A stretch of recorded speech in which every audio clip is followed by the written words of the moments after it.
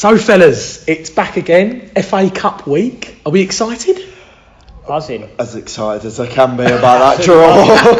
Start of our FA Cup journey. Well, I think when the draw was made, I think everyone had a massive hope of optimism, didn't we, when we were 2 balls away from getting the bye? But it's a shame. And then it killed. Would have loved to have been in the second round straight away. It would have been great. But I tell you what, I love the. Don't we just love the FA Cup at Boro? Can't beat it. At Stevenage, Magic of football, isn't it? How many excellent ties have we seen over the years? It's been special. In the FA Cup, there's been some special games. Well, I tell you what, we've been bad and when we've been good. We're going to get onto some of those later. But ladies and gentlemen, boys and girls, welcome back to episode number 20 of the Stevenage Football Club podcast, hosted by myself and Boro fan Matt Farley, along with guests of the podcast discussing everything Boro, everything League Two and FA Cup. And leasing.com. And the leasing.com every week of the season. Now, I am joined by two, I call you both regulars on the podcast now. I don't really refer to you as,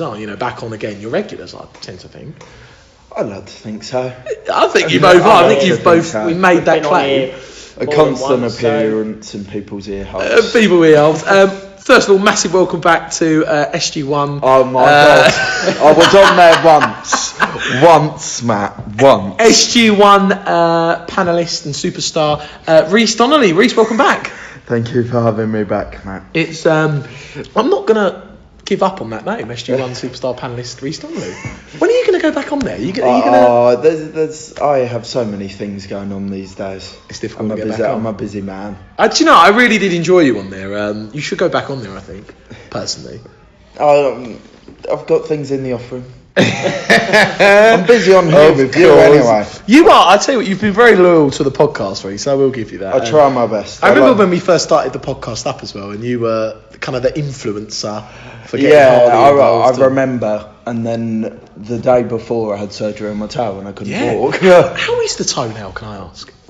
I'm not sure that's what the people want to hear. Well, I think the people know, don't they? Kick a ball with it, can't you? Are you going to be fit for the charity game? Or there'll be some fitness tests. No. So they could be a player down. I'll be fine. Yes, this is good for the Farleys 11. Come on, the Mark Sampson's fine. team. Yeah, you'll be fine. On the bench, possibly.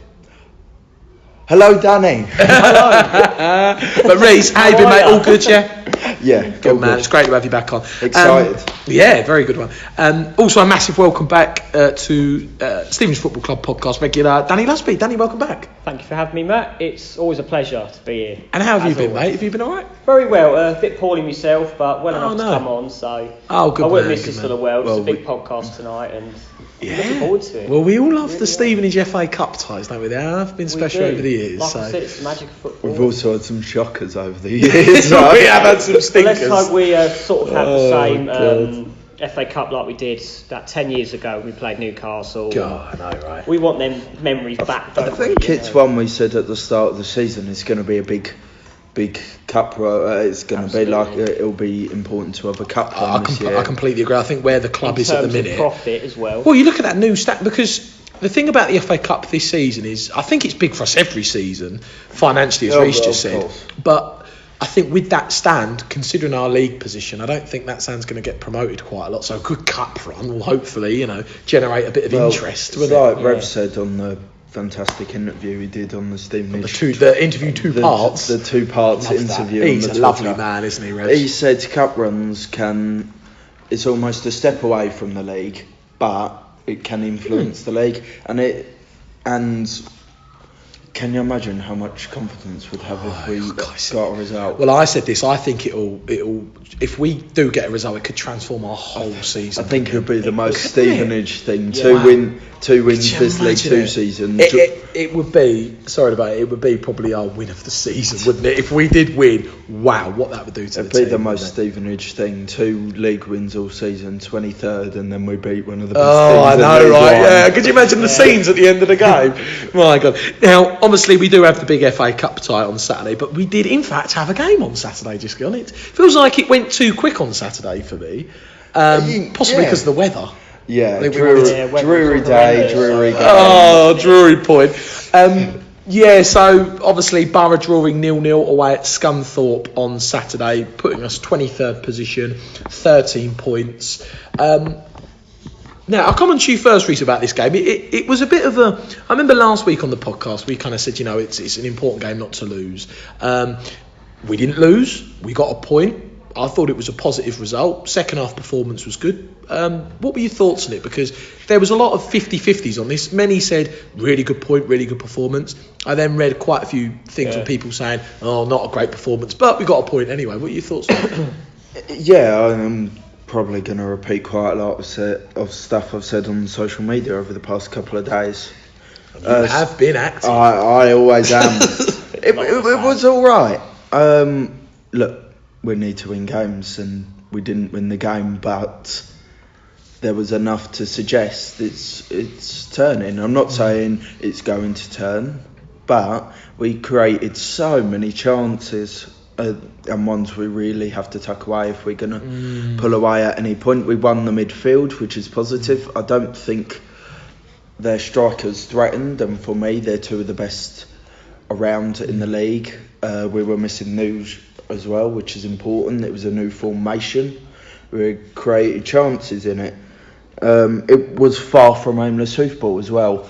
I thought tactically it was absolutely spot on. If Callum Watts gets the bit of luck and it doesn't take a touch off the keeper's glove. How did it not go in? I started cheering in your hand. I thought it hit the back of the net. Curtis has an inch forward on the one that whistled past the post. It's just these things that aren't going for us at the minute. But this Scunthorpe side, in their last two home games, battered Exeter, who are in the autos, I think, 4-0, and beat Northampton 3-1, I think it was, and they've lost twice at home all season. I think it's a good point, but it's time to push on from that. I think we always said, I think I said it last week, Oldham at home is the big one for the club. Have to win that game, don't especially with Mr. Mamre coming back well, this is it. I think Reece makes some really good points. I thought it was a really important point.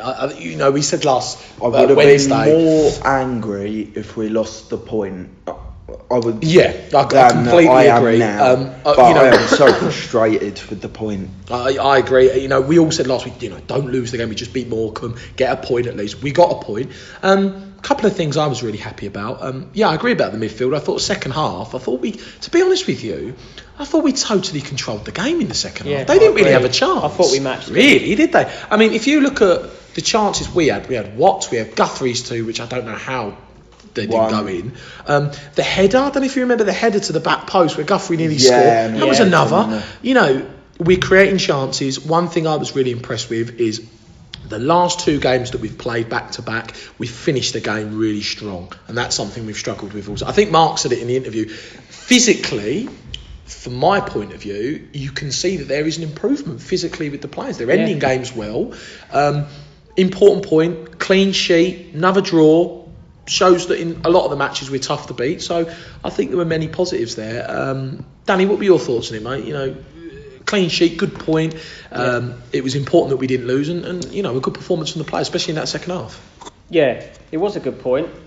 I completely agree with what Reece has said. All of his points were spot on. Thank you. I'm frustrated. You're welcome.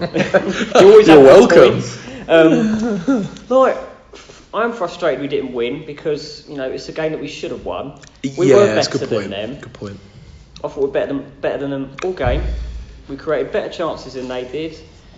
We just need to be clinical now. Well, I think we've mentioned that, haven't we? That is the only thing, the goals output. That is the only issue. The back line, everything else is spot on. We've got, what did I read again? We've got the 13th best defensive record, but we're second bottom. It's crazy, isn't it? Superb. Our work rate has been phenomenal. The midfield is improving.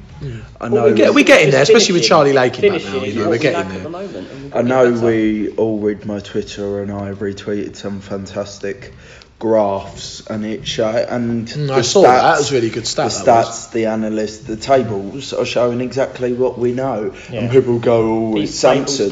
Samson isn't finishing the chances. Exactly. And I know people go, we should have brought Cowley on. How do you know he would have been in that exact position? We've done. It's up to these players now. They've not failed two managers, but we failed so far this season. It's time for them to stand up a bit. Yeah, I agree with that, because I think Mark, for what Mark's done, he's done a really good job so far, and I agree with you actually. I think the players now need to kind of, and I think the players are. I'm in no way going, we're not trying, we're not playing well enough. And you can see that we're trying. Yeah, I think my main issues previously, I think I said it on social media as well, the Northampton and the Colchester game, was fitness and mentality. I think we're slowly building a dressing room spirit again, but I do think we're severely devoid of confidence. Yeah, I think Mark, what he's done very well is he's tried to create good habits within the team. I tend to think soon after Mark took charge, a bit like Colchester, when we went into some of those games, Northampton, Carlisle was a great example. When we were in a tough position, I felt like the players panicked and went back to a lot of those bad habits that they were doing under Dino. And I think what Mark's done really well now is in games, when we've been in really tough situations, Morecambe Saturday, the team, they're not going to those bad habits anymore. He's trying to input good habits, ending the game strongly, trying to win matches. Okay, I know that we could have won more, but there's good habits there that Mark's inputted in the side. I think Phil said it on the thing yesterday, the camaraderie in the team and the team spirit. The players love great, you know. They love the guy, don't they? Yeah, it's superb. Can't remember the exact stat, but in 7 now, 4 wins, 1 loss. 1 loss. Was it 10 games, 10 points? Is that right? Something along those lines. We've not got a bunch of losers. Teams who have that run of 4 wins, 1 loss throughout the rest of the season is not going down.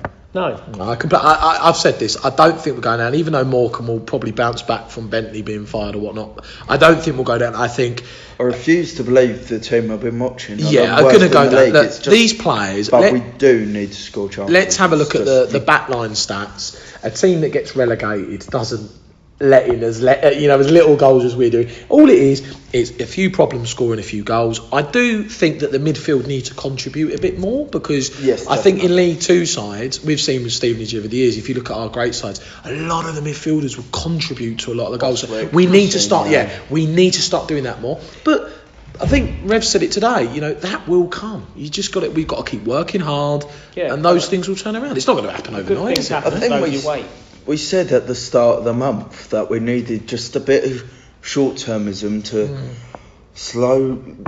just get through the rocky patch. We beat Morecambe, we didn't lose against Scunthorpe, and now we've got 2 huge league games coming up for the football club. I don't care if they're 1-0 wins, 5-0 wins, whatever you like. Win those games. I think what's important for me is if we can beat Oldham and get up to 16 points, we're nearly at 20 points, nearly a half needed to stay up, then it gives us a good chance to go into December and attack those tough games that we all know we've got. And I think that's why Oldham and Walsall are looked upon as really important games, because that month is so tough. Oldham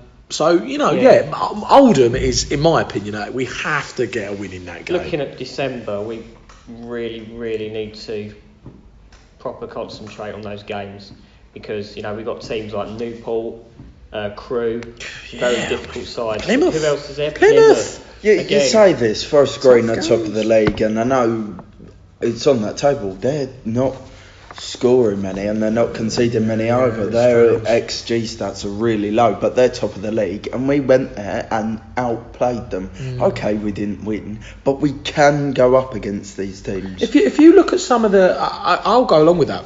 If we look at some of the results that we've had against some of those top sides, we have been competitive. Forest Green, Bradford, I don't know how we didn't get a point in that game. How the goalkeeper. Swindon, last minute winner. Should never go in, should it? Point, there's a lot of games there. Exeter. Port Vale, we should have beaten Port Vale as well. The team's up there. We've been competitive against, there's a lot of games there we shouldn't have lost. I know what people are going to say, but Wickham played a decently strong side against us. Rolando Aarons was playing. You had Josh Parker, who's a goal scorer. We have had some tough games, and I think Scunthorpe was one of them. They started to build up a little bit of form, their strikers had started scoring. They were starting to get some injuries back, and in really, really tough conditions as well, which you mentioned. Do you know what I think? Actually, I know a lot of people are going to look upon our start as a negative. For me, I look at it somewhat as a positive because it's going to make the team more hungry. And I've said all season long, once we put quite a few results together and get a couple of back-to-back wins, I don't think the team will stop winning. I think it's one of these. I've seen this at many football teams before, where someone comes in who the players get on really well with, and it takes time to get things sorted. But when the team starts to win games consistently, it's like a plane. It will just take off. I really do believe that. The run at the start of the season separates the boys from the men. Yeah, I agree. And maybe it can be argued whether Mark can do that, but he now has Oldfield, who's come back. Revs has been in enough dressing rooms to know there is ruthlessness in that team, and it's time to separate the boys from the men. And who are we going to take going forwards? Because Mark, Phil, everyone has already slowly mentioned, and I know we'll discuss it later about trimming the team. Well, I mean, that's it. I mean, if we look at the stats, we've got 13 points out of 51. We need to start improving that now. We need to start winning games. So I want to see this team now, as you say, beat Oldham, get a result away at Walsall, and start, climbing this ratio ladder, because can't leave it too late. It's time to turn this around now. We've had 10 games with Mark. We've got 10 points. Let's try and put more points into a platform now and get our club out of the position we're in. Because, do you know what? If you look at the league table, we're not that far from the pack above. It's always the same in this division. Win 2 games and you're in a completely different position. I think Oldham were just ahead of us, and then they scored 2 late goals against Northampton, and they're 3 points through and a lot of points ahead of us. I completely agree. Now, we did ask people to send in their 3-word analysis after Borough's 0-0 point at Scunthorpe. I will quickly fly through the 3-word analysis. There's quite a few actually today. Patrick Jackson said, sounded tremendously turgid. That's a good one. Aidan, a missed opportunity. Reece Donnelly, so close but. That's a good one, Reece. Ian Coles, little by little. Nick, Watts isn't midfielder. Simply Borough. Are you going to say something? Sorry. I was going to say, I don't agree with it. I thought Watts was exceptional. I'm not going to sit here and go Watts isn't an exceptional left winger, because I don't want him playing there. I like about Watts because he's used to playing a really good level of football, and he's athletic and he's tall. In the midfield, when he gets the ball running at people, it's very difficult to try and track the guy down. He's tall with great footwork as well. Yeah, I think exactly. Someone that's played for the England under 20s, a good footballer. Yeah. Got to be, haven't you? Yeah, I think when we signed him, I read some scouting reports, and one of them said this guy can play a number 10, and I'm not going to centre forward. I'm not going to say Watts should play left wing in the future, but he created opportunities for us. To be honest, he has been playing a number 10 role for us, hasn't he? Really? For me, he is a better midfielder. I think as well, in that midfield you need those young players in. Not a lot of them, but you need a bit of youth in there. We've seen in the past when we've played players over 30 in there. We'll go back to last season when Timms and Byron were playing together. We got so overrun. So now, what I like about the midfield, now Dean Parrott's back and he's had a couple of games in the bag. We've got Lakey, we've got Parrott, we've got Charlie Carr. There's a lot of youth in that midfield that's going to keep the midfield winning the ball back and going for 90 minutes. Again, and I say it, if not once, I say 1,000 times, still players to come back. Yeah, Elliot Least. Yeah, Paul Digby. Danny Newton. The list goes on. Simply Borough said, it's lumpy toilet. It's a bit of a unique one there, Simply Borough. Michael Stoy-Sablovich, so nearly there. Johnny Hibbard, Guthrie so close. I met Johnny Hibbard on Saturday. Do you know what? Just before I read the other 3-word analysis, I'm very sorry for the listeners, but I had a brilliant day Saturday, actually. I got the train. I watched England valiantly lose in the England World Cup. Yeah, it wasn't valiant. They tried hard. Got the train. I had a really good day. Got the cab to the ground, and then after got the bus back. Yeah, I met you. And then on the bus, I'm getting on the bus, and a certain individual goes, "Are you Matt from the podcast, which happened to be twice last week. Oh, you're so important. I looked round. I'm so blessed to be in your presence. Famous every and I week, thought, man. God, this is going to be very awkward. Not quite an SG1 superstar. Oh, very true. But I thought, how awkward is this if I turn around and it's a Scunthorpe fan? But it wasn't. It was a young man, I say, in a Boro scarf, and I thought, oh, okay. And he went, yeah, I'm Johnny Hibbard. And I was like, oh, nice to meet you, Johnny. And we had a really good chat on the bus and at the train station. He was a really nice guy, actually. Yeah, he is. And he'd been going to see Boro for years. We were talking about the games that he went to see Boro in the past, and yeah, really nice guy. It was really good to meet Johnny, actually. And he said, oh, well done with the podcast. And he actually said, oh, I thought you did really well when you did the one on your own. And I was like, oh, thanks. So big shout out for Johnny there. Yeah, Johnny, top man, Johnny. Nathan said, it's becoming fatal. Danny Lusby must be clinical. Nice one, Danny. It's a fair one. Barry said, must score goals. And old Borough Bar Steward said, finishes poor. Oh, finishing's poor again. Sorry, the writing on the piece of paper. But thank you to all the listeners for sending in free word analysis. And I think we can all agree that was an important point for the team. And hopefully, again, we can kick on and beat Oldham and get up this League 2 table, boys. We want to see it, don't we? Too many people obsessed with looking back. I think let's with look forward, this was a bad point. This was a bad point. There's a lot of negativity. I think any point away is a good result. Yeah, I've said this and I've debated it with someone. Think of the positives. Win your games at home, we're creating some exactly. home form, to be fair, and pick up points away. I'm not saying draw every game, but I think we've been excellent. We're a smaller club. Any point away is good. Now, I've got to be honest, I'm very excited about this Saturday. I love the FA Cup. I love the competition. I love it when our beloved Stevenage Football Club's involved. We have seen some great FA Cup ties over the year. It is back this Saturday, our first FA Cup, first round tie in the FA Cup at home against Peterborough. Now, I think when the draw was made, a lot of people looked at it and thought, Peterborough home. Probably the worst team we could get in one of the worst in the draw, being Peterborough third at the time, third now. I think this tie Saturday is really important, actually. I think you said earlier when we started the podcast, if we win or get a result, it could transform our whole season. Financially, it's big for the club.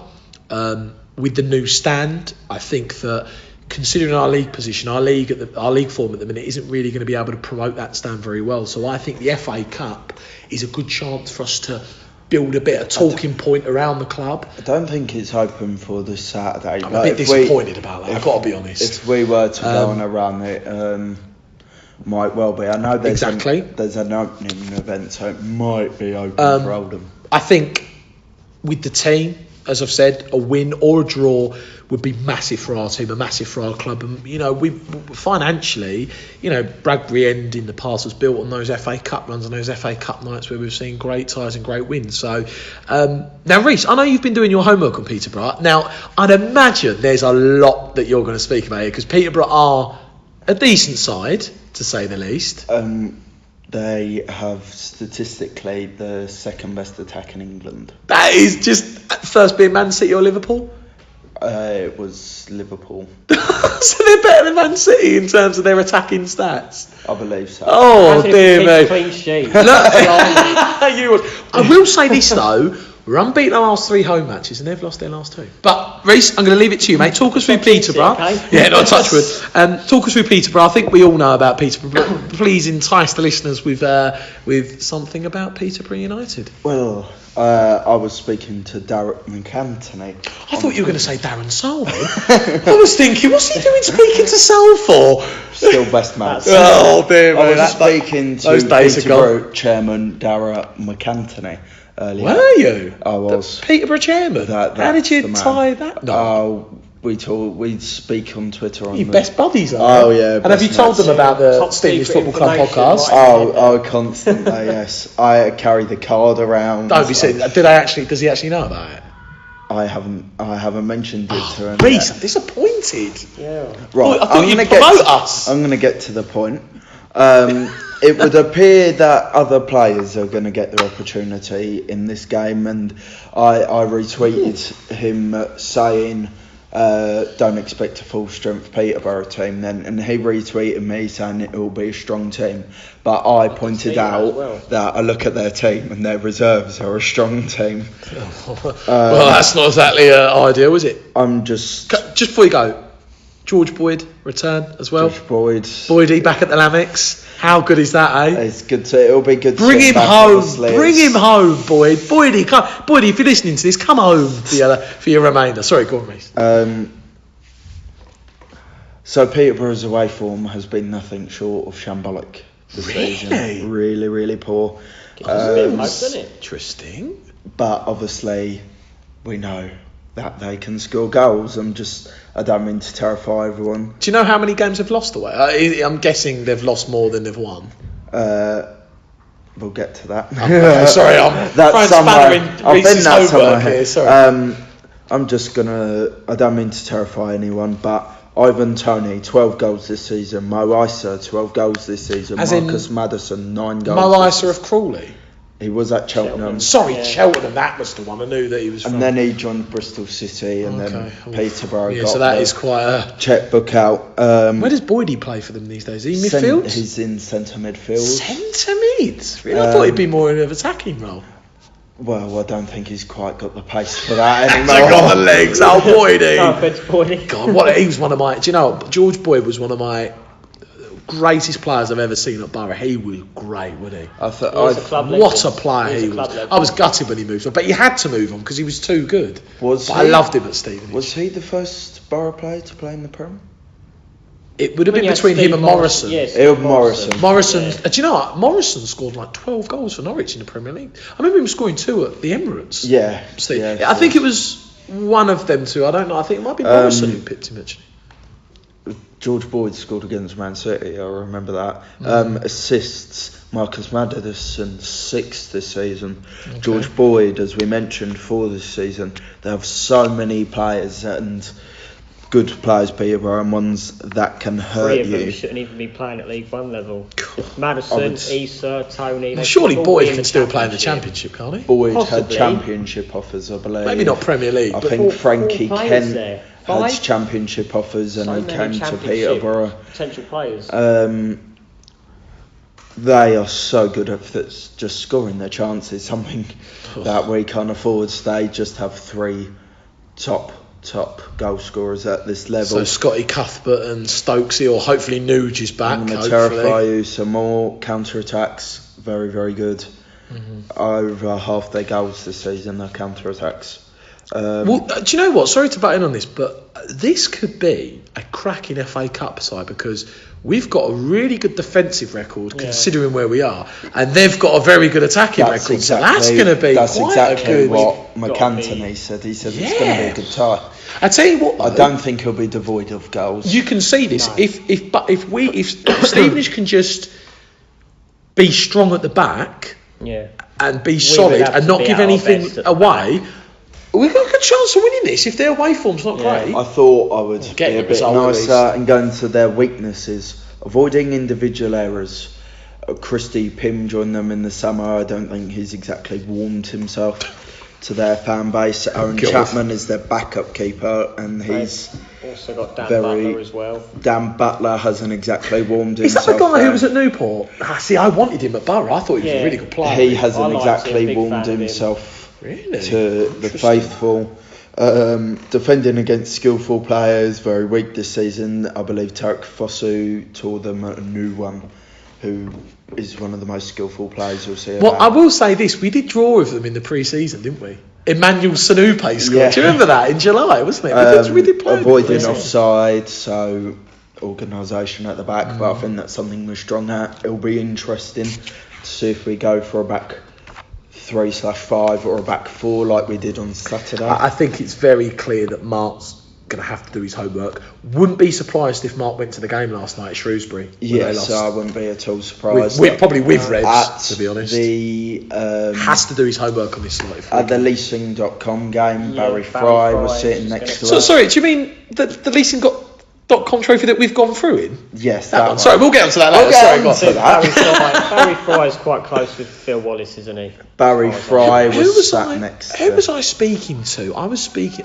Steve Evans there as well. I was speaking to a Boro fan on the train at Scunthorpe on Saturday, and he was telling me that he knows Barry Fry. He's known Barry for years, and Barry has always had a massive connection with our club. He loves Stevenage, Barry, and he said that if he could have done in the past, and I don't know, took over at Stevenage or he would have done it. He loves the club, but he's had other ties elsewhere. I think there's been a bit of a circus around Barry Fry, but there's proper football man, isn't he? He's doing he's in some sort of director role, I think, at Peterborough, about the Leasing.com trophy game. I was sat next to him, and he was sat next to Steve Evans. So, I don't know how true this is as well. I read something on Twitter earlier. I don't think it's true, but I heard a rumour. Again, I don't think this is true, but apparently Alex Ferguson is attending. He might well be. We'll see. I've heard a little rumour that he's coming to see Darren. He's the manager of Peterborough. Apparently I've heard that he's coming down. We'll see. Big name at the club. Fair play if it's true. I want to mention Darren Ferguson. Actually, he came in at the end of last season for Peterborough, and he had a lot of doubters. I think it was his third spell there, and he's slowly but surely turning them round. Last thing, they've had 15 shots per game this season. Oh, jeez. On target, they've had 5.5 on average. Okay, so it's 5. Not. Yeah. Marcus Maddison loves a shot from distance, and more often than not he'll get it spot on, but I believe Peterborough do have weaknesses. Open play, 24 goals this season. Set piece, 7 goals this season. Counter attack, 4 goals this season. Penalties, 4 goals this season. They have lots of threats, but I think the important thing Saturday is to just calm it down. Don't panic. Yeah, they come into our place. You follow our rules. I will say this. I look at this cup tie on Saturday. Thanks, Harry. It's a really good stats there, by the way. I look at this cup tie on Saturday, and do you know what?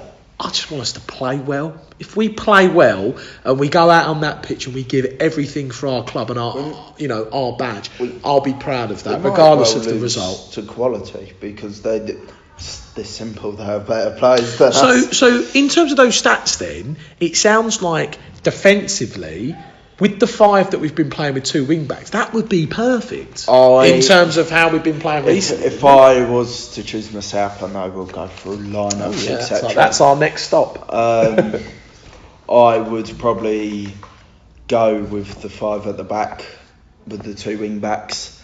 I can't wait for Luther to be back.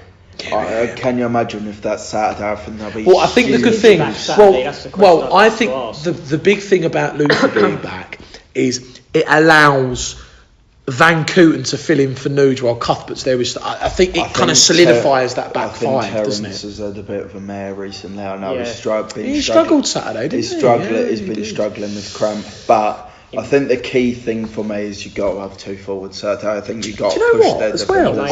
I think you've got to.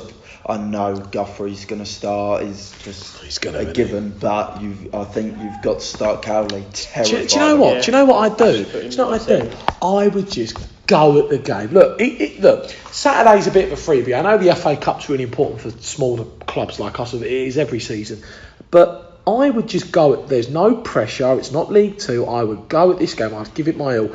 I do think, especially on those stats you've read out, especially the away form for them, that we have got players that can hurt them, especially on the counter-attack. It will be interesting to see the difference in levels. And I like playing teams above because I happen to think there are a couple of players in our team that could play League One. So I'm looking forward to kind of seeing how we play as a team against the team in a league above and kind of measure where we are compared to that. Do you see what I mean? I'm looking forward to that. I think when you play these teams, your level goes up a bit. I think what we don't want to do is get dragged into we're going to poor football game because we suit the Sarah style. Do you think as well, considering that we've got these tough, really important fixtures coming up, do you think it's better to play a really good side? So for those games after, we're playing at a really good level already. I think it's almost not a win-win because you don't want to go crashing out the cup early doors. But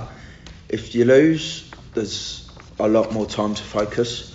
I think because you'll have games a bit mixed. Yeah.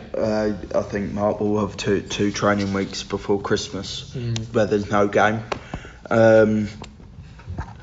And if we are to go out, then that's fine. We can focus on our leasing.com trophy campaign. This is what I said about leasing.com is the fact that I think the club will use that as like an FA Cup and a League Two campaign. I will say this as well: win-win. If we go through, great. It will transform our whole season. Again, as you said, imagine the confidence within the team after knocking out and beating a team like that.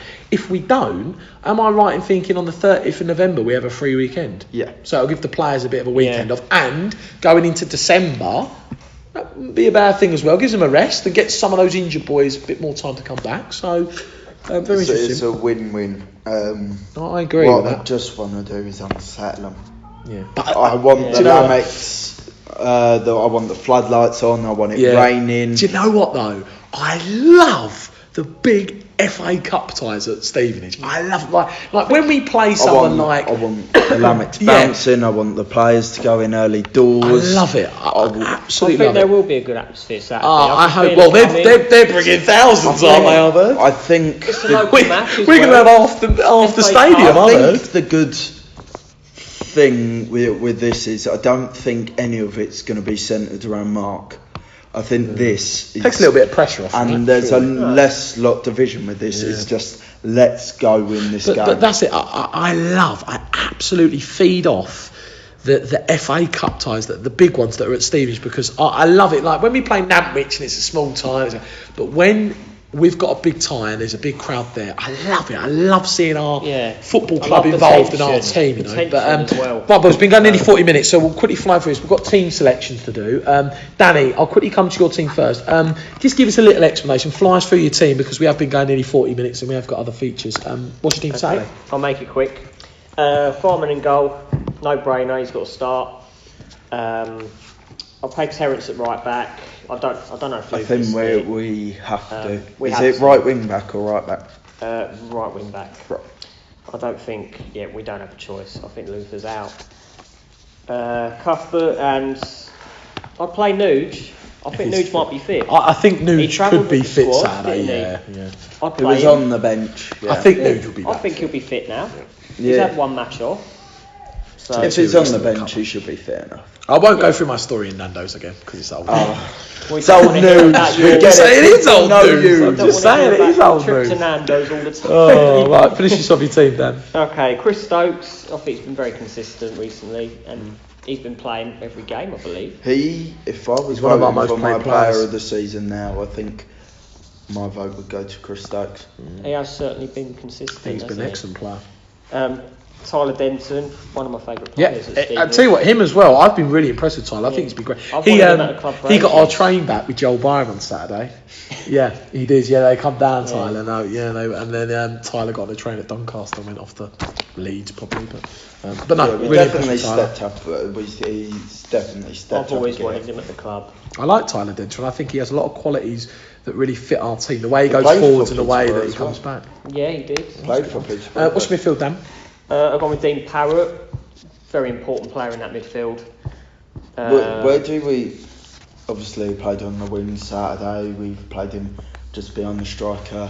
Where do you think we should play Parrott for future? I think centrally. Centrally, I think he's more creative. Yeah. I agree. On the wing, I think he got like Morecambe. I think he got a bit lost out there. He won a few corners Saturday, but he can turn a lot of people. When he played for us in the past, when he played centrally, he was great. I'd love him to play there again. I think he's quite aggressive. We know he has one hell of a shot. Well, this is it, and this is what I mean about the midfielder got to start contributing with goals. With Dean in that central role, he gets assists, he scores goals. I think we need Dean back. He's like Timlin, not afraid to put a foot out, very aggressive, and I think he'll be good for Saturday's game. Yeah.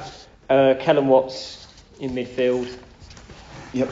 Been superb since he played in that position. Charlie Carter, he's got to play. like Charlie. My one issue with Charlie is, and we mentioned it before, he takes a while to get going, and sometimes we can't wait for him to have so many touches of the ball to get involved. I think the Grimsby game, I know he scored with one, but he had 7 touches. I think last week he had about 12 in the first half. He had 7 touches. Yeah. I think he just needs to get involved a bit more because he has fantastic quality on the ball rather. Sorry. No, go on, Dan, finish off team, mate. Right. And I'll start Cowley up front with Guthrie. Okay, yeah, I like that team, Danny. I do feel Guthrie will need the service. Yeah, he needs a service, especially on Saturday. Reece, flash for your team, mate. Been going nearly 40 minutes, so really quickly flash through. Farman, obviously, at left wing back. Denton, we've discussed him. Stokes, Cuthbert, Nuge. I think they all have quite a good understanding of each other by now. Yep. At right wing back, I've gone slightly different and gone with Charlie Carter. I feel Terence hasn't wanted a place. I think he's struggling with injury, and I think Charlie introduces width and a bit of creativity to that position. In centre of midfield, Lakin, Parrott, Watts, I think that's the perfect balance. I think it has a bit of everything involved. I thought Lakin was my man of the match Saturday, and up front I have gone with Guthrie and Cowley too. Yep, okay, I like that team. Really good team. My team's somewhat similar. I've just changed a few positions in the last couple of minutes actually. My team have gone Paul Farman in goal, again no brainer. I've started a 5 with 2 wing backs. I've put Terence there. I know Terence struggled on Saturday. If Luther's back fit and he's absolutely fine, Luther, I play Luther, but at the minute I've got Terence. I've got Cuthbert, Nugent, Stokes, Denton. I think they're all comfortable. One of the best back lines in League 2 in my opinion. Love that back 5. I think that's very strong. Look, we've seen a lot of clean sheets and a lot of draws, so for me that back 5 is very impressive. In the middle I've got Charlie Lakin. I've liked Lakin since he's come back. I think he's a good ball player. I think Rev said earlier in his interview, good ball player Lakin. He gets on the ball, distributes the ball. I think he's got a lot of qualities. I've got Dean Parrott in there as well. Like Dean, as we just spoke about a minute ago, he scores goals, he gets assists, and I think that's what we've been missing in the team. I've got Charlie Carter just to the right of them two. I love Charlie. I think Charlie's been great this season. He's scored a couple of goals. He's got in amongst it, and I think as well. He's a really good player and he's growing into this team. He's growing into this division. I actually think Charlie Carter could possibly play some levels above, actually, if he keeps growing as a player. Got Charlie in there. To the left side, I've got Kellen Watts. I think Kellen has been impressive in the midfield. I think he's got a lot of qualities. And I want to see more of Kellen. I want to start seeing Kellen get on the ball and actually taking people on. I think with his size and athleticism, I think that's something in his game that I'd like to see an improvement on. And I've got Curtis Guthrie up top, big man, Dean Parrott and Charlie Carter just off. And I think that team defensively, as we've seen with Peterborough's goal scoring attack, if we can neutralise that and use the qualities of Guthrie, Parrott, Carter, bringing Cowley on, I think that we've hopefully got, fingers crossed, a good chance of getting a result Saturday and being in the second round hat. Absolutely agree. No, really good to go. Before you move on, just as you mentioned Lakin, I forgot to put him in my team. Oh, don't worry about it, mate. Someone. No, don't worry about it. Yeah, I will put him in my team, and obviously for the reasons of Carter not contributing enough in games, maybe he should sit out for this game and play Lakin. I think Carter off the bench is a threat. Yeah, I think Carter either way is off the bench. To be fair, he's a threat. But no, really good to go through that, boys. And again, let's really give it some Saturday. Let's get behind the Boro and get behind Stevenage. And FA Cup, I love FA Cup. I actually played in it. I know I mentioned it on the podcast. I played in it many years ago. It's a really special competition. Yeah, really special competition. And I do love seeing Stevenage. We've enjoyed many times. We will move on, and that was not a special. We will move on, and as I've just mentioned there, we've experienced some great ties in the FA Cup at the Lannex over the years, haven't we? Seeing our beloved Boro play. I think it's just something special with us. I think people talk about Liverpool in the Champions League. It's like us in the FA Cup. The FA Cup. Warm. Do you know what I love about the FA Cup and seeing Stevenage is it captivates the community and it gives our beloved football club a talking point in the community, and I love that, and I loved some of the ties we've had over the past. I've got a list of ties here. We're just going to quickly digest and talk some. I will actually start with some of the old ties. Actually, some of these might have been out of our years at Boro, but the first tie I actually start with Saturday, 3rd of January, 1998. Swindon 1, Boro 2. Yes, Wasn't I've even heard born many then. I've heard many stories. I've watched the Paul Fair Club celebrate, and I'm sure a lot of the old Stevenage historians will love that game. And when I watched the highlights of that game, all the Boro boys behind the goal, there was hundreds behind there when the winner went in. Wow, I was what a moment, unfortunately. I was born 1999. It's kind of gutting watching those kind of videos when we have such a great growing fan. Great cup tie that was. Others, obviously. Saturday, 25th of January 1998, Boro 1, Newcastle 1 at the Lamex. I think we've all seen the Grazioli equaliser. I think that was Alan Shearer. I think that was only his second game, Grazioli, or something like that. Incredible. Was it Kenny? Not Kenny. No, it was Kenny Jackett, wasn't it? Kenny. And then obviously the replay, the ball that never crossed the line. Paul Smudge. Smudge, he couldn't. Well, no, actually, no. I was going to say Smudge couldn't clear it. He did clear it. He did clear it. I tell you what a performance that was to go up there and play with that intensity, and should have come away with something there, shouldn't we? Yeah, it was fantastic from the old Boro side. What a memorable time. I'm sure people remember that. Now I remember this tie, the tie that I'm about to read out. It was an amazing tie to be at. Saturday, 5th of November 2005, Kettering 1, Boro 3.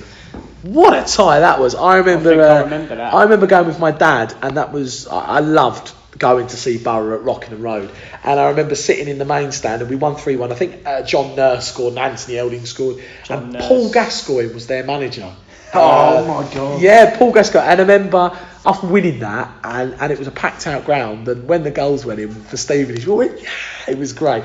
A tie that led, 3 years later. Well, no, actually, sorry, a tie that led a month later. Saturday, 3rd of December 2005, Boro 2, Northampton 2. One at the Lamex, George Boyd scored. We got a replay, lost in the replay 2-0. I remember going to that as a little kid. I loved that tie because they were League 2 Northampton and we were Conference. Yeah, I've heard things about that. Cracking tie. Now this tie was great. I remember this. We lost. A couple of you might remember this. Saturday, 8th of November 2008, Leicester 3, Boro 0. Away at Leicester at the Walker Stadium. I remember that. Steve Morrison had the chance of all chances to put us 1-0 up, and he missed. And the annoying thing about it, Steve Morrison scored him for breakfast in the Conference, and he missed a sitter. We lost 3-0. I always remember travelling out with my dad for that game. They were great memories. A bit later on, Saturday, 7th of November 2009, Port Vale 1, Boro 1, Charlie Griffin. Last minute. I didn't actually go to that game. I listened to it on the radio. And I was heartbroken. I was like, we're losing 1-0. And then I think it might have been Dean Thompson or Steve Watkins. Charlie Griffin scored. I was like, yeah! In the living room, the passion of the FA Cup. Some recent ties, obviously. Obviously, there's some big recent ties. Yeah. We'll start Saturday, 7th of January 2012, Reading 0, Boro 1. Darius Giles. Wesley's last game? It was Wesley's last game. Yes. It was. I was at the game as well, went with my dad. What a game. I went mad when that got a good following as well. Do you remember Laurie Wilson nearly scored a second in the second half? Do you remember that as well? He should have scored, and Luke shouldn't Freeman also had a chance, I believe. Yeah, possibly. Yeah. What a team that was. I've got to mention it. Actually, I've mentioned that one a bit later. I've got to mention this one. Saturday, 8th of January 2011, The Revenge. Boro 3, Newcastle 1. What a night that was. What a night. Do you know what? And a pitch invasion at the end. I went with some friends, and I remember us going 1-0 up, and I just couldn't believe it. And I remember standing there in the terrace, and I'd never seen anything like it at Boro before. I'd never seen all eyes on the football club, that tight, the packed out ground, on telly, And I'll always remember... Everyone in the town paid an interest as well. I'll always remember the pitch invasion, but the ball through that Moose hit to Peter Wynn and he went bang, and we went, yeah! And it was great. I remember actually nicking a bit of turf from the Lamets. I remember in my pocket. Peter Wynn tapping it. Winnie! Michael Boss. Winnie! I think that's the only thing Peter Wynn did. What a night that was. Do you know what? I will remember that, right, for the rest of my life. I think most Stevenage friends will. I think you was at that game. I think Joe Byron said it earlier this week. You wouldn't have known who the Premiership team was, and it was just you wouldn't have. Under the floodlights, the Lamex bouncing. But that was special. That was typical Wesley. He made that team look like we were a Premier League. It was crazy the amount of intensity and work ethic that we played with. Is that you calling for Wesley back? No, but I'm just saying, I'll always remember that night and wow. I mean, when the third went in and the pitch invasion and it was amazing. Other ties. Saturday, 19th of February, 2012. I know who it is. Boro 0, Tottenham 0. What a day that was when Gareth Bale played and we nicked Harry it. Redknapp, manager. Harry Redknapp. The celebrity king. We had some chances. With the circus in the background. I think that epitomised Stevenage football, didn't it? Seeing the circus in the background. I think getting a 0-0 draw. Scott Parker, won it as well. I think Scott Parker missed the golden scored. There was an offside goal. He scored. I'll always remember with the last kick of the game, Don Cowan getting the ball. Like, go on, Don, and he Can you imagine if Don Cowan could you imagine? Scores of all players. Now, obviously, the replay. Tuesday, 7th of March, 2012, Tottenham 3, Boro 1. But Joel Byron putting us 1-0 up. That was into the game as well. A moment I will remember for the rest of my life. When he scored 1,000 as Stevenage fans went, yeah! It was amazing. I loved that. Absolutely. 4,000 went up as well. But do you want to know something about that tie? We hit the bar. We could have scored more, couldn't we? They had a pen after 8 minutes. Adebayor was playing as well. Yeah. Oh, yeah. It was never a pen, was it? Never a pen. We haven't had the luck, have we? It didn't cross the line, and it was never a pen. I will say actually, before that, when we beat Doncaster away, that has to be. Yes, that was a special. That was a great 3-2, I believe, wasn't it? Yeah, Francois Zoko. Peter Hartley scored, didn't he? Oh, actually, no. What was saying Zoko? Zoko came the year later. Peter Hartley. Sorry, I'm thinking of another cup tie, aren't I? With beating. I think there's one against Portsmouth. I remember when we were near the bottom. Yeah, Zoko 2-1. scored twice. Yes, 2-1. I will mention one here, a bit of a recent one. Saturday, 25th of January 2014, Boro 0, Everton 4. But that was a big cup tie in terms of we were on telly, I think. I was actually a ball boy for that game. Yeah, BT Sport. You're a ball boy? Yeah. My God, Danny, I didn't know about it. Threw the ball to Leighton Baines. Wow, really? I will say this. Yeah. A recent one. The 5-1 win against Swindon? 5-2. 5-2 win. The Danny Newton goal when he just beat everyone. That was just your typical cup tie, wasn't it? We went 2-0 up, 2 really good goals, then they got 2 back, and then 1 minute later we made it 3-2 half time, and then Sol got sent off. And then we have to mention the 0-0 against Reading and the replay where the kick clash happened and Ben Wilmot played. I'll tell you what. But we scored a perfectly good goal that game, and it got ruled out, and it was just. I will say this though, at least there. And this is why I'm really looking forward to Saturday, because hopefully we can build more memories. That's what the FA Cup is all about. The small clubs like us. There's some of those ties where you just go a bit. They were bad teams. Like there was a few bad teams in there. The league doesn't matter in these games. It's all about us now. I agree, but special that's what I love. We want to get on the the telly, Cup. don't we? Yeah, that's what I love about it. It's the excitement of seeing our football club play against the world's best in the Premier League. I think it's great, and come on, boys, really get us into the draw on Saturday. But really good to go through some of those ties. I'm pretty sure some of the historians will remember those nights at Swindon and Newcastle away, but some of the newer ones, which we can't forget, can we?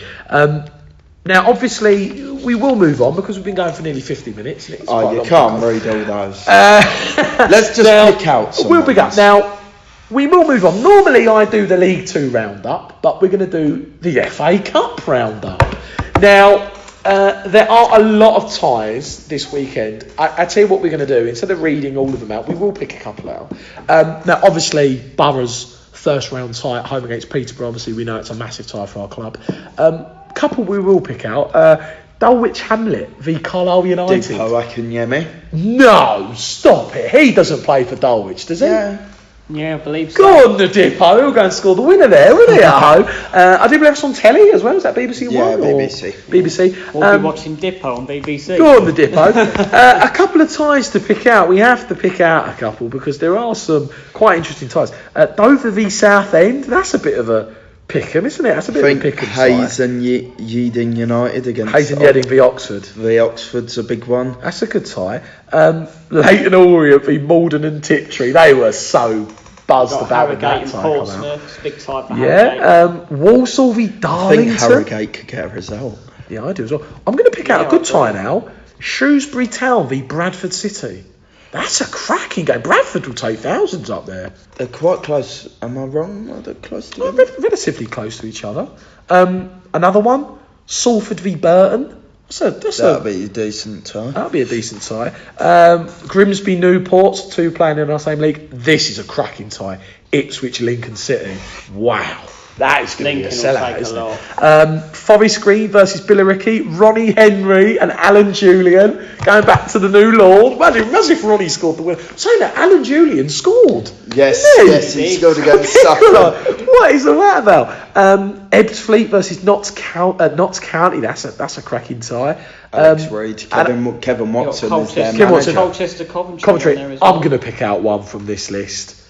Cheltenham v Swindon. What a tie that is. So there's some good examples. Even Bolton Plymouth, that's a crazy tie. Sorry, I'm going to throw this one in as well. Blackpool v Morecambe. That's a derby. What a game that is. Yeah. Kevin Ellison on the touchline. But I'll tell you what, there are some absolute cracking FA Cup ties there. So it will be really interesting to see who goes through and who Boro are going to be playing in the next round. It'd be brilliant, wouldn't it? Now, it's a bit weird this weekend because normally we do the League 2 fixtures prediction competition. We do. Now, because obviously League 2 isn't this weekend, it's the FA Cup, it's a bit of break from the league, we all love that. But I have decided that the competition is going to go ahead. So I'm absolutely buzzed because for the I'm listeners, right near the bottom. And for the people that are involved in the competition, we are going to do the predictions on every single FA Cup tie. So it's the same format. 3 points for a correct prediction. We're not going to do them now, Danny, are we? 3 points for correct prediction.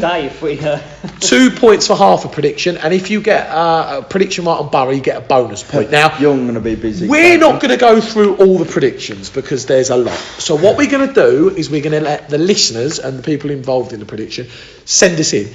This is the beauty of it. You could be bottom, but if you end up getting like nearly 100 points, it could change your whole competition. You could see yourself up top. So for players like Colleen and Jed, and even you, Reece, if you have a big weekend, you can find yourself in the top 3. So I thought it would be exciting. We will quickly read out the league table really, really quickly before we get onto the Q&A. Big round of applause for each player. 15th place, 36 points is Michael Stoyasavljevic. Well done, Michael. Are you so proud you can say that? Yeah, I can say it off the lift of my tongue now. Well done, Michael. 14th place, 49 points is Nathan. Well done, Nathan. 13th place, 71 points is Colleen. Well done, Colleen. 12th place with 85 points is Jed. Well done, Jed. He's new to the game, doing really well. 11th place, 116 points is Reece Donnelly. Come on! More than Reece. 10th place, 134 points is Nate. Well done, Nate. 9th place, 172 points, bit of a gap, is Danny Lasby. Well done, Danny. Trophy now. 8th place with 181 points is Ollie Long. Well done, Ollie. 7th place, 184 points, very tight, is Mark Slater. Well done, Mark. Well done, Mark. 6th place, 188 points, is Aidan Cheevers. Well done, Aidan. 5th place with 205 points, doing really well, is James Walker. Well done, James. 4th place, 210 points, is Hartley Borough. Well done, Hartley. This is where it gets interesting. 3rd place, 218 points, Matt Farley. On the ginge, he's doing well. 2nd place, 230 points, doing really well, catching him up. 2nd place, Patrick Jackson. Go on, Patrick. And company top of the helm, 251 points. 1st place is Harley Clark. Well done, Harley. Harley just messaged me. He said I best be getting well wishes. Oh, well, you just mentioned him there. Yeah, So as you can see, a very competitive table. So if any one of those bottom people can have a really good weekend, you could find yourself up the top of the competition. So it's a bit of a spanner in the works, but for the listeners that want to get involved, please get involved. It is the perfect time to get involved, because if you can score yourself a lot of points, exactly, you can find yourself up the top already. But really good to go through that. Now we have come to the end. Quick mention before we get onto the Q&A. Boro going through, leasing.com trophy. What do we think about that, boys? Yeah, I'm happy. Delighted, right? Chance of money. We've so never done it, have we? Not in this format. Not in this format. I will say this. I think Phil Wallace and Mark and Revs are looking at this competition as almost like a fake FA Cup. If we can do well in it, we get finances. If we do go out Saturday, that's a really good chance to get some hard-earned finances back in the football. There's another alternative. So I do believe the draw is this Tuesday. Next Tuesday. The next one coming. Or the one after. Oh, okay, next week. We have to be away, don't we? Yes, because we finish runners up. Reece, who can we play? I do believe you've got the list. Who can we draw? Currently, we will be facing one of Ipswich, Colchester, Portsmouth, Brighton under-21s, Wimbledon, Orient, Coventry, Forest Green Rovers, Walsall, Exeter. Exeter at 1 on Tuesday night. West Ham. No, thank you. West Ham Youth. West Ham. Cheltenham, Chelsea Youth, Bristol Rovers or Peterborough. So can I ask a question? The Premier League teams, if we draw away, do we play at their ground? We play at their ground. Stop it! So if we draw West Ham, we'll be playing at the London Stadium. That'd be good, wouldn't it? If we play, brilliant! That's we brilliant. Get Chelsea, Stamford Bridge. We'll be playing at Stamford Bridge. That is and crazy. if we get Brighton, we'll be playing at the Amex. Wow! Well, I tell you what, I've made a promise. Wherever it is, I'm going to drive to that. Announce Exeter away. Oh no, please! Forest Green. Do you know what? West Ham away. I would Olympic Stadium. I'd like an Orient or something, or someone like Stamford. Imagine going to see Boro play the second Stamford team Bridge. at Stamford Bridge. But I tell you what, it's really important for the team, and really happy that we've progressed with Wickham losing last night. I was keeping tabs on that, and when the final result came, I was like, come on. So how it works? We go into the second round, then there's a third round, then it's the quarters, semis, and final, isn't it? The quarters, the semi, and the final. We could get anyone. So but the second, third are North and South. So theoretically, we're only 5 times from Wankley. I think Mark said it. He came over at Wickham, then he said, "Run me 5 games from Wow! So that's it. Really good to mention that. We don't get any extra money from qualifying, really quickly, but it is worthy of mention. Really quickly, I'll come to you first, Danny. If you had to choose a tie in the leasing.com, who would you choose? A tie? Yeah, out of those teams. Well, I'd love to go to one of the Premiership grounds. If you had to choose, who would you choose? I'd have to go to Stamford Bridge. Stamford Bridge, Reece? Who would you go for? Exeter, isn't it? You want to go? Oh yes, absolutely. Or Forest Green. I think AFC Wimbledon. Oh, I like that one. We went there last season. Interesting one. Winnable tie. I've got to go for Stamford Bridge. It's got to be Stamford Bridge, isn't it? I would say the Olympic Stadium as well. But I just want a winnable game. I think Chelsea's youngsters are famously very, very good. But really good to go through that, and really chuffed for the team. It'll be really good to get some of those players minutes that haven't necessarily played game time. So really good that we've gone through. Now we have come onto the Q&A section. This is the last section of the podcast, Venice. Now this is when we get questions sent in for the panel. Now we have got a few questions. There's one from you, Reece. There is. There's an anonymous one as well, which again, no, it's not. It's not from me. This is one sent in again, and it was. I don't know if it's our Twitter page or something that's doing something wrong, but the tweet's gone, the question's gone, and I can't see it again. So I can't remember who it was from. This has happened quite a few times. First question. This is from David Valentine. Hopefully I've got that name right. Now David has sent in 2 questions, so I'm going to do one for you, Danny, one for Reece. Danny, I'll come to you with the first question. David has asked, what would you consider a successful season other than promotion? Successful season? Well, it's a bit of a tough one, isn't it? It is a very easy question, and the answer is to do everything we can to stay up. That's all we can do. Yep. That's our main objective, in my opinion. We're not going to get the playoffs. We're not going to go up. So, get on a run, you a know. mid-table finish. Mm-hmm.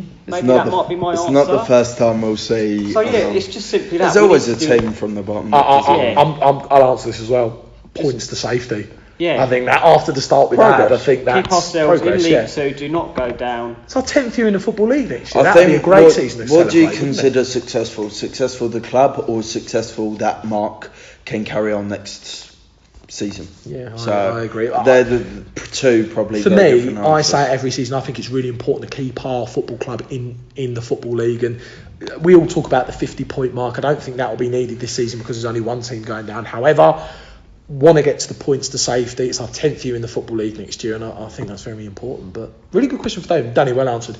Next question from David as well is coming to you, Reece. David has asked, what is the club lacking at the minute? Finishing, defending, or cohesiveness?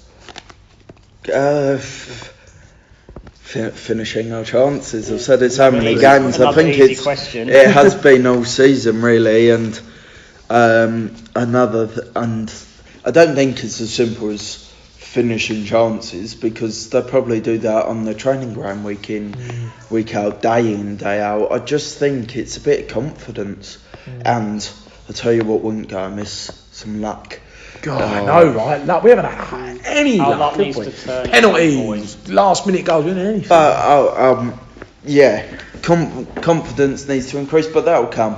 I think, as he said, out of all those three choices, defending's far from the issue. I think we definitely sorted one that. of the best records. Cohesiveness, I would say the team spirit's pretty solid. It would appear in the team right now.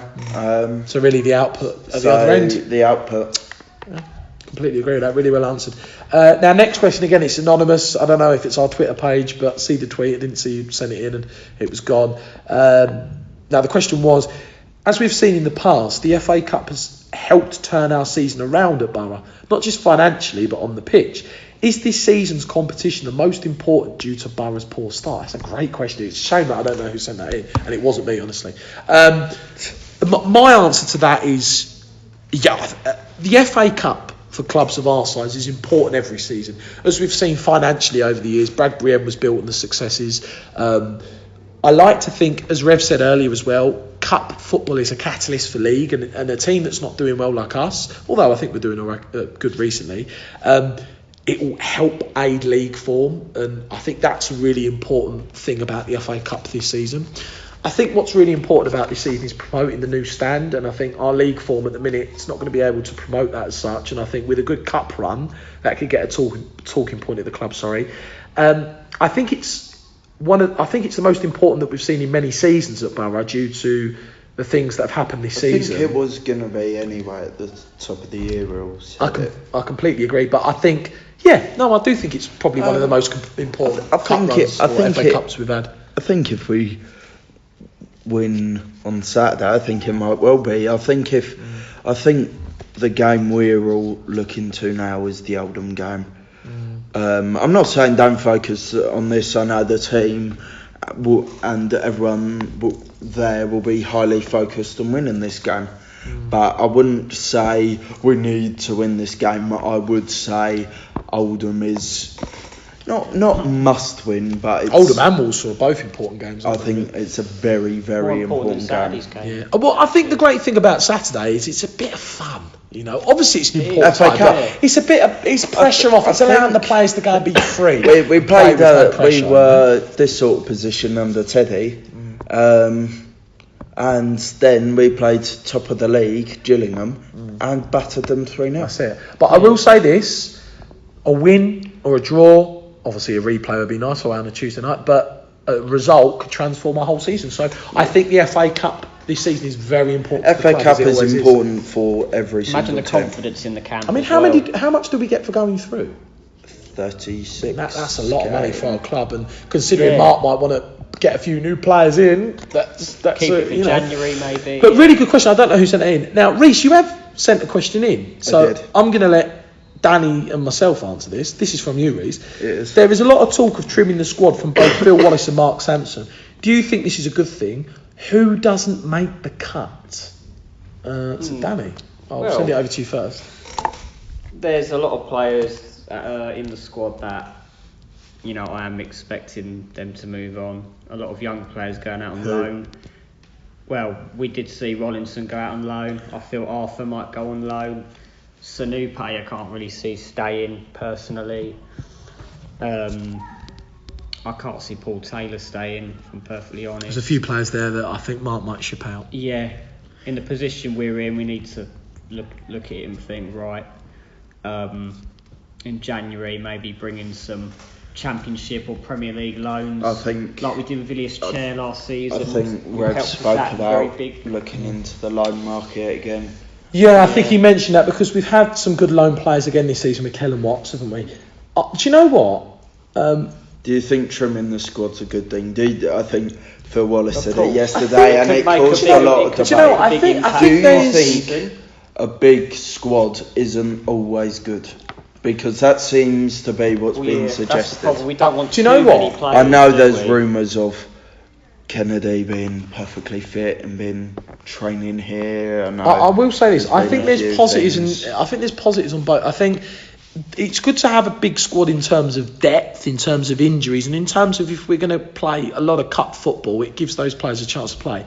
But then the negative of that, of having a big squad, is, well, with a smaller squad, you'd like to think that there would be more kind of individual improvement with the players. Mark would be able to actually improve the squad. He's got a better ratio than he would have with a big squad, and there would be kind of more what's the word I'm looking for?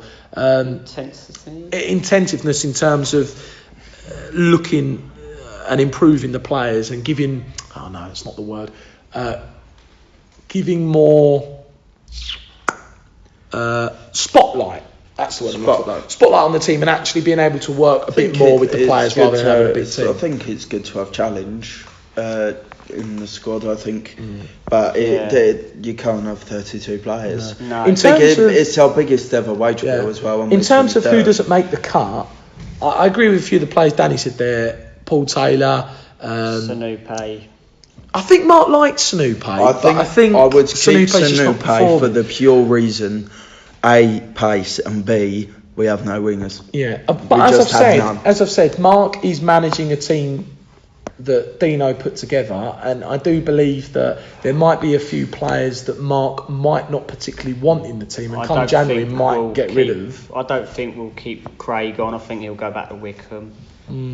Yeah, I agree with that one. Yeah. I would bring in a striker, a winger, and extend. Kennedy could go for me. I think we could debate. It's a shame. When he came back fit, he looked good. Bradford, he looked great. But then I think he looks interested. I think it's a massive shame that it's come to all this for Kennedy, but we don't know. Really good question though, Reece, because there is divide there, but it will be interesting to see how it goes in January and who he brings in. We might not have Mark. You never know. David Oldfield. But really good question, Reece. Leon Hunter will be doing a lot of employing. I think he will. But really good to go through the questions. Thanks to all the listeners for sending them in. Now we have come to the end of the podcast. There is a couple of things to mention before we sign off tonight. The 21st of December. Woo! 10 o'clock.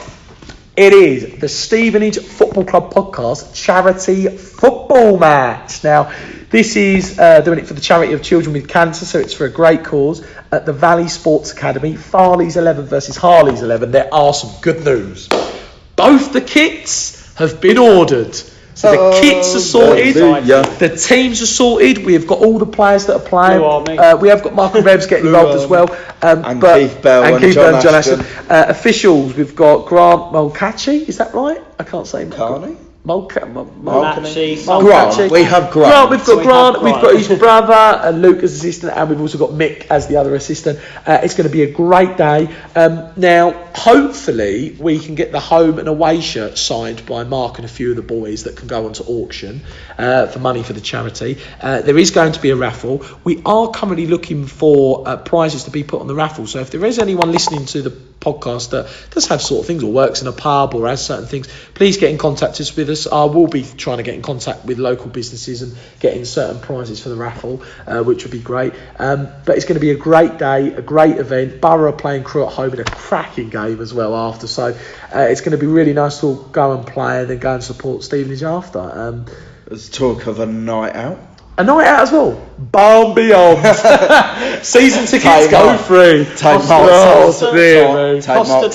Take Mark. I bet Mark's a great drinker. The Welsh are. Yeah. The Welsh are great drinkers. Take Mark Yeah, Sampson that and isn't a Webster. bad idea. If Every Mark's time I go listening- there. If Mark's listening, you're more than welcome to come. I think we owe Mark and Revs a drink Yeah, if they why come down. not? To be fair, We'll take him to Pop World. We'll take, oh no, don't do that. But That's a great no, I do idea. believe that there's going to be a few of us going for dinner after as well, after the game, going out for dinner and then Yeah. drinks and going out and getting drunk. So Mark, you're welcome to come to that. Yeah, welcome to come to that as well. But no, really good, really looking forward to that, and we will get in touch with all the local businesses. So it's great to be doing that. Fellas, come to the end of the podcast. You enjoyed it tonight. Been a I'm really gutted good it's pod. ended. The FA I Cup wanted it to carry Fanaganza. I'm going to call it the Keep FA going Cup forever. Fanaganza. Now, I will say this, boys. I ask this every single week on the podcast. One word. Reece, I'm going to start with you. Of course. Borough's FA Cup first round on Saturday. Massive tie for our, football club as we know. Win, draw, or lose. I never say anything else. We're going to win. Win, Danny. I'll win, of course. I'm going to go It's the win. FA Cup. We all know I'm what going to go happens. win. Come on, the Stevenage. We always do Come well on, in the this Stevenage. competition, so come on. Now, to all the listeners, gonna win. thank you ever so much for getting involved with Wembley or bust. Wembley or bust. Yeah. Thank you ever so much for getting involved with episode number 20. Borough's FA Cup campaign starts this Saturday. Get yourself We down. will be doing some FA Cup games on Saturday in the Broadhall Suite. Will Have we? we? We're going to be doing I wasn't aware of this. at the podcast. No, this is first. We are going to be doing an FA Cup quiz. Oh. And there's going to be a £1 entry, and we're going to do it in the Broadhall Suite. So Very if you want to come and get involved, come and get involved. It will be questions on Borough's FA Cup as well Borough's FA Cup. over the years. So please come and get involved. That's going to I'll be pay great. your drinks and I still have to pay you for the I quiz. know. I owe you a drink actually for winning the quiz. But no, thank you to all the listeners. Again, hopefully we can all enjoy Borough's successes on the weekend. We will be back next weekend for episode number 21 and the build up to Samson v Manria. Go on, the Samson. But no, it will be really, really good. We'll have a great podcast, and it will be the return of Matt and Reese's debate. So that'll be really, really good. But thank you to all the listeners for getting involved with this podcast. We will see you next week for episode number 21. And fingers crossed the Borough can be in the second round draw on Monday. Is that Yes. right? On Monday. No, So I don't know. It'll be soon. I think it's Monday. So, but thanks to all listeners. Have a lovely weekend. Hopefully, we'll see a lot of you on Saturday at the Lamix. Get down there early. Come and support our local football club, and hopefully, we can get through. Let's make it another special. Make it another special day. See you next week. You have been listening to the Stevenage Football Club podcast.